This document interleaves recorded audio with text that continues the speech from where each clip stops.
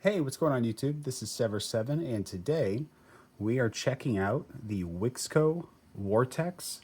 And of course, that's with the goal of seeing if it's worth adding to your daily carry or your collection. Now, I did buy this with my own money, and this is an in-house design and OEM by Monster. And Monster is the parent company of Wixco, just like Civivi has We and Tenable has Concept. Now, before we jump into it, I do want to take a moment to say super appreciate all the love and support, the likes, the comments, the subs, ton of growth, and I literally couldn't have done it without you guys. So thank you for that. Jumping into the knife, we've got these beautiful blue abyss carbon fiber scales on both sides. It's smooth but grippy, so it will add some extra traction for you. We've got T8 hardware all throughout, except the pocket clip. Those are going to be T6s. And then we do have a stamped steel, non-reversible pocket clip. We've got a little quarterback spacer with some jimping. And then we've got a spot for our lanyard levers. As far as the ergos, one theme, there's a few themes, but one of the main themes going through Wixco is that all of their knives have incredible ergonomics, right? So the incredible ergos, all of their knives are 14C28N. They're all HRC'd 58 to 60, which is great for 14C. And they're all edgy, right? So, they've got a lot of basic things that they're getting right in every single knife. This is going to be the fifth Wixco that I've reviewed. I think they only have one more that I haven't gotten a chance to look at. But I can say that theme's been consistent. So the ergonomics on this are fantastic. It feels great in hand. If you, this is a perfect size for my hands. If you're bigger than an XL glove, then you might be a little cramped. But if you have XL or smaller, this knife is going to be a perfect fit. The weight, because of the carbon fiber scales, this thing is super, super light. Perfectly balanced. Not that it matters a whole lot when you're this light in weight, but if you're pickier about it, you are going to be balanced. Jimping is actually functional. We've got a little bit of jimping right here, and it'll lock you in. I mean, it's not even very deep, but that jimping, I mean, you get into it and you're locked. You're not going anywhere. I mean, you can see my thumb starting to turn white a little bit. I'm pushing forward, and I'm locked in. So, despite this being a kind of a light duty EDC, I mean, that jimping is, you get it. You're going to be locked in. Now we do have a really nice not Warncliffe. We have a really nice Hawksbill style blade. We have a black PVD coating, which is going to help out with some corrosion resistance. We have a full flat grind, rocking that 14C28N. And like I mentioned before, the HRC is 58 to 60. We have the slightest poon. Just a little bit. Nothing crazy.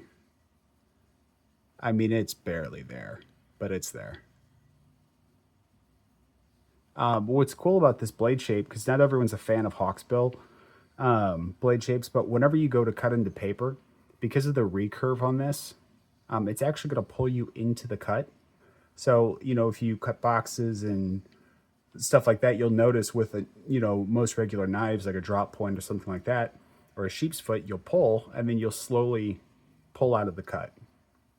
But with a Hawksbill, that's not the case. It's going to pull you into the cut, which means, let's say you're cutting a foot of cardboard, instead of like cutting into it and then sliding out and then having to like go back in and finish the cut. With this here, you're just going to glide all the way down the box. And don't get me wrong, it's not like people are getting 6 inches into a cut and their knife slipping out of it. Like, it's not that dramatic. But in cases where you would slip out of the cut, this recurve is going to keep you in it. The other thing is it's really easy because of the way the tip's oriented. You don't have to really do anything, and you're right here, right? You're like your tip's already down. Whereas with a Tonto, you know, you might have to be all the way up here. With a drop point, you might have to be right here to have that tip on the surface. But with this, I mean, you don't even really have to lift the knife up. Your tip's down, and you can do your draw cuts, your precision cuts, or anything like that that you need to. Now, as far as the detent goes, the detent it's a medium detent. It might feel a little light, but that's just because of how light the blade is, right? So you have to separate the power of the detent from the weight of the blade. So it is a medium detent. Overall, it might feel a little bit light. The feedback on it's snappy. Like, it's really responsive. Feels good to flip out. The acoustics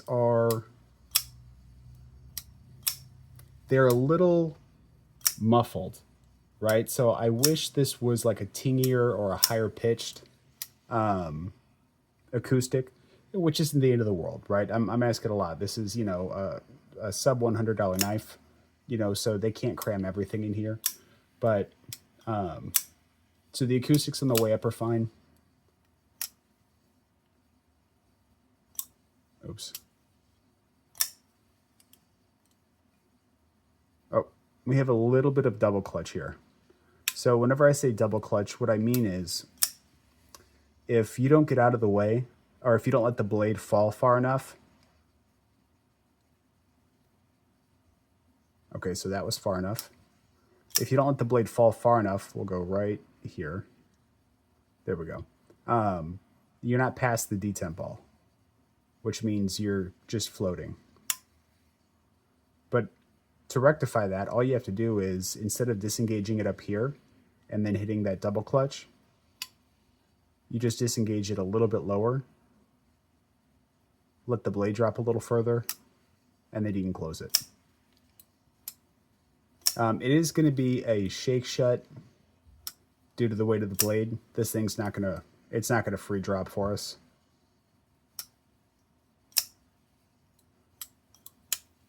And then as far as the overall length, we are coming in right at 7.1 inches with a blade length of 3.1 and a blade to handle ratio of 0.77 or 77%, which is a solid blade to handle ratio. A few size comparisons. Let me center these up a bit. So we are coming in about ½ an inch smaller than the Real Steel Sylph and coming in pretty close to the same size as the Civivi Altus. Let's go ahead and do the Mini Kershaw Iridium in titanium. And we are coming in just a hair longer than the titanium iridium. So by no means is this a big knife, certainly not a full-size knife. This is kind of like the epitome of like tiny, light-duty, edgy, everyday carry. Now, you know, I've said that this is the budget brand of Monster. So what does the price look like?